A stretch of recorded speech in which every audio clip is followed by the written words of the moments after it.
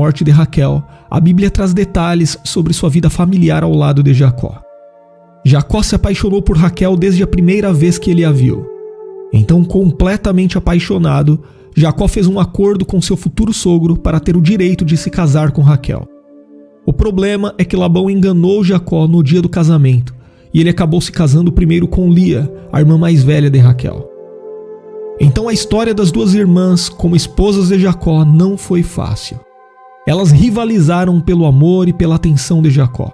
Embora Raquel fosse a esposa que Jacó mais amava, ela ficou durante muitos anos sem conseguir engravidar, enquanto que sua irmã Lia conseguia dar filhos a seu marido. E parece que Raquel tentou de tudo para ter a alegria de ser mãe. Ela usou mandrágoras, que naquele tempo tinham a fama de promoverem a fertilidade nas mulheres, mas não conseguiu engravidar. Ela também chegou a recorrer a um antigo costume da época que permitia que ela fosse mãe legal dos filhos de seu marido com uma serva pessoal. Mas depois de muito tempo, a Bíblia diz que Deus ouviu o clamor de Raquel e permitiu que ela tivesse filhos. O poder de fazer de Raquel mãe estava definitivamente nas mãos de Deus, e não num artifício legal de um antigo costume, ou mesmo nas supostas propriedades de uma planta. E foi assim que Raquel deu à luz a José, aquele que mais tarde se tornou governador do Egito e foi usado por Deus para livrar a família da aliança num período de crise. No nascimento de José, Raquel não apenas reconheceu que ela havia sido mãe pela intervenção divina, mas também expressou sua vontade de ter um segundo filho. Por isso ela disse: Deus tirou de mim a minha humilhação. E então o texto bíblico diz que Raquel deu ao menino o nome José e disse: que o Senhor me acrescente ainda outro filho. Depois de alguns anos, quando Jacó já tinha saído das terras de Labão, o pedido de Raquel foi atendido e ela mais uma vez engravidou. A Bíblia não fornece qualquer detalhe sobre o período de gravidez de Raquel, mas informa que o seu parto ocorreu perto de Efrata, um nome alternativo na Bíblia para Belém. Então foi no momento do parto que Raquel teve complicações. Nos tempos antigos, os partos sempre representavam um risco muito grande para as mulheres, devido à falta de recursos daquela época. Uma complicação qualquer podia implicar em algo extremamente grave que muitas vezes levava a mulher à morte. Mas aparentemente Raquel conseguiu sobreviver tempo suficiente para chamar o menino pelo nome Benoni. O nome Benoni expressava toda a aflição de Raquel naquele momento, e seu significado possui o sentido de filho do meu sofrimento ou filho da minha aflição. Entretanto, o texto bíblico diz que Jacó mudou o nome do menino para Benjamim, cujo significado é filho da mão direita. Sem dúvida, algumas coisas chamam a atenção na morte de Raquel. Muitas pessoas ficam intrigadas pelo fato de Raquel ter morrido ainda jovem. Nesse sentido, uma ideia frequente é que Raquel teria morrido como consequência do seu pecado ao furtar os ídolos de seu pai. Naquela ocasião, sem saber o que Raquel havia feito, Jacó afirmou que a pessoa responsável pelo furto era digna de morte. Então quem tenta relacionar a morte de Raquel com esse incidente, defende que a morte de Raquel teve a ver com esse pecado e a consequente maldição de Jacó. Contudo, em nenhuma parte a Bíblia faz esse tipo de conexão. Afirmar que Raquel morreu como retaliação do que ela havia feito ou por uma suposta maldição lançada por Jacó sobre ela é colocar palavras além do que está escrito no texto bíblico, ou seja, é tirar conclusões precipitadas ao afirmar algo que a Bíblia não diz.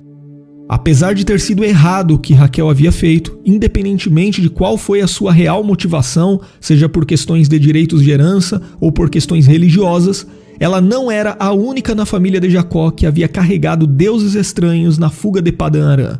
E antes de subir a Betel, todos esses ídolos foram abandonados. Mas de fato, ironicamente, a mulher que disse: "Dá-me filhos, se não morro", anos mais tarde acabou morrendo justamente num parto.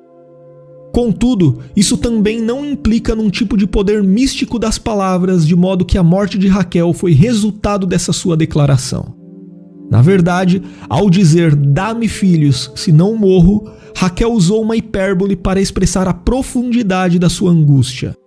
Embora ela fosse a esposa amada por Jacó, ela considerava que a falta de filhos lhe tirava todo o brilho da vida. O sentimento de Raquel era semelhante ao sentimento de Ana, que antes de se tornar mãe do profeta Samuel, enfrentou extrema tristeza por sua esterilidade, assim como Raquel. Então, não há uma base bíblica clara para afirmar que a morte de Raquel foi um juízo de Deus por causa de algumas de suas atitudes específicas. Na verdade, embora aquele parto difícil tenha levado Raquel à morte, ali também suas orações foram respondidas. Ela havia pedido que Deus lhe acrescentasse outro filho, e o Senhor atendeu o seu pedido.